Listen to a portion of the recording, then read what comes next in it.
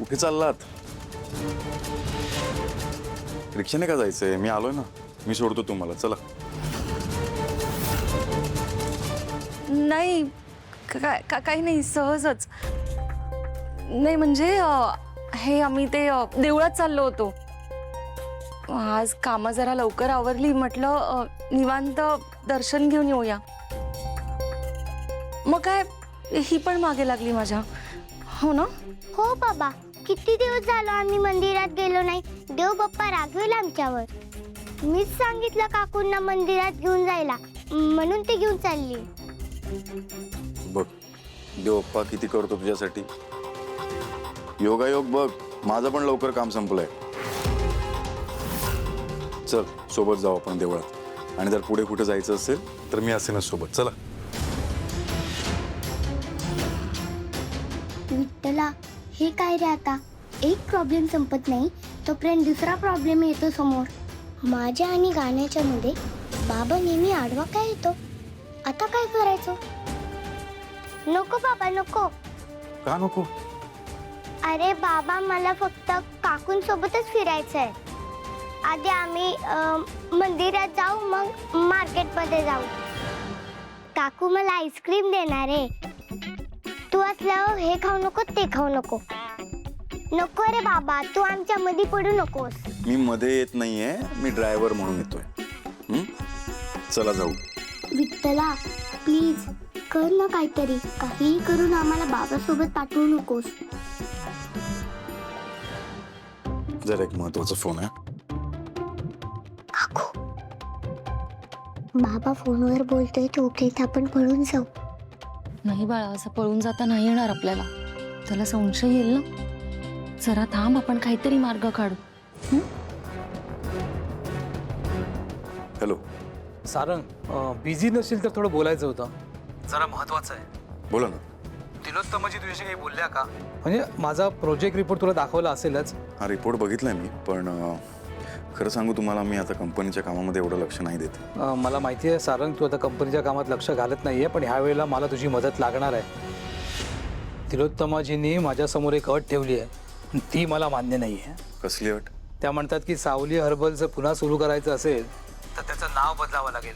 हा ब्रँड नव्यानं सुरू करायचा आहे. काय नाव बदलायचंय? पण का? मला पण ते काही कळत नाहीये, पण मला वाटते की तू मध्यस्थी करून त्यांना ही अट मागे घ्यायला लावावी.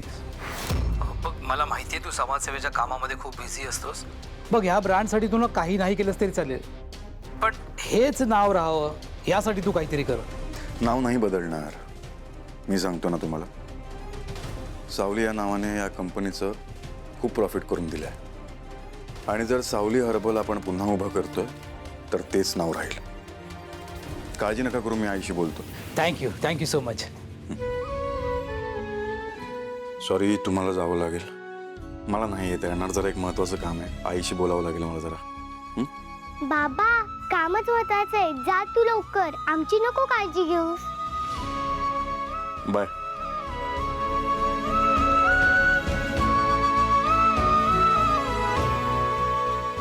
विठुराया, ऐकलंस रे माझं. थँक्यू.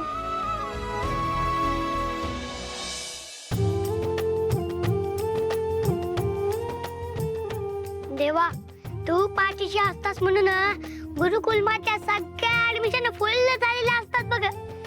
खरंच थँक्यू. थँक्यू. पिल्लू, तू देवाचे आभार मानतोय, चांगली गोष्ट आहे. पण अजून एक ऍडमिशन बाकी आहे. तेवढं झालं की आपली बॅच फुल होईल. आई, ते एक ऍडमिशन स्पेशल असतं बघ. मला माहितीये तू कोणाबद्दल बोलतोयस. तू हुशार असतेस बघ आई. तू ऐकला नाहीस का ओवीचा आवाज? खरं सांगा, तुला आवडला की नाही? हा, खरं सांगू,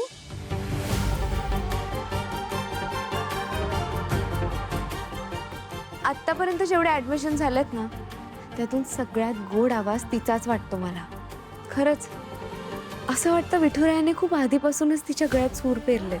म्हणून तर ती एक सीट त्यासाठी ठेव म्हणतो मी. हो रे पिल्लू, पण तिच्या बाबांचा विरोध आहे ना तिच्या गाण्याला. विरोध तर आहे बघ, पण आपण जाऊत ना त्यांना समजवायला. माझी फ्रेंडशिप आहे त्यांच्या बरोबर, ते नाही नाही म्हणणारच नाही. बाप रे, एवढा कॉन्फिडन्स? मग माझ्या फ्रेंडवर कॉन्फिडन्स आहे माझा. बरं, जाऊया आपण. काय कुसूर चालली आहे मायलेकाची? काही नाही बाबा, आम्ही गुरुकुल बद्दल बोलत होतो. गुरुकुल सध्या आपल्या सगळ्यांसमोर तो एकच विषय आहे. आणि आज मुहूर्तही आला गुरुकुल पाहण्याचा तुमच्या दोघांमुळे, नाही का? तुम्ही दोघांनी जे काही केलंय ना त्याला तोड नाही मात्र. प्रश्नच नाही हो, टेन्शन घेऊ नका, मी सगळं सांभाळून घेत असतो बघा. अय्यो, मग तू गुरुकुल सांभाळ, मी तुला सांभाळतो की रे वांग्या. बरं बाबा, चला ना आपण निघूया, मला गुरुकुल पाहायचंय. आता ह्याच कपड्यांवर येऊ का? मी चेंज करून घेतो. हो, मी बॅग घेते. मी पण काहीतरी घेतो.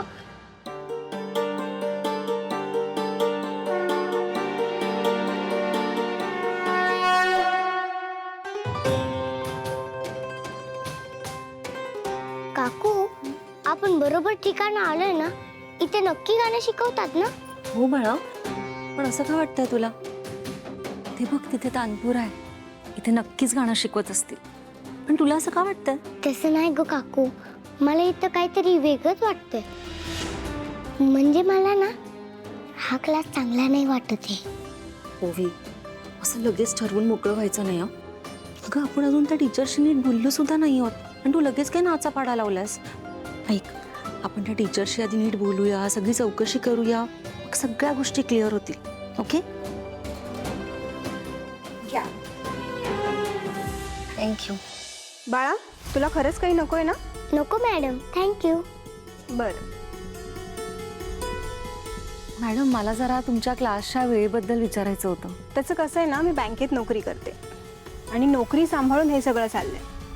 तुम्हाला तर माहितीच आहे बँकेत किती कामं असतात ते, त्यामुळे क्लासच्या वेळा कधीतरी मागे पुढे होऊ शकतात. पण माझ्याकडून चुकलेले क्लास मी एक्स्ट्रा करून घेते. हे चांगलं आहे. नाहीतर लगेच पालकांची किरकिर चालू होते. नाही, मी समजू शकते. आणि मला अजून एक विचारायचं होतं, एका बॅचमध्ये साधारण किती मुलं असतात? म्हणजे बघा, साधारण इथे 20-25 विद्यार्थी असतातच. 20 ते 25 एकाच ठिकाणी? मग तुम्ही एकेकांना शिकवता ना? एकेकाला कशाला, मी सगळ्यांना एकत्र शिकवते. आणि माझा उद्देश एकदम स्पष्ट आहे. माझ्याकडे जो विद्यार्थी गाणं शिकायला येतो त्याने गाण्याच्या सगळ्या परीक्षा पास केल्याच पाहिजे.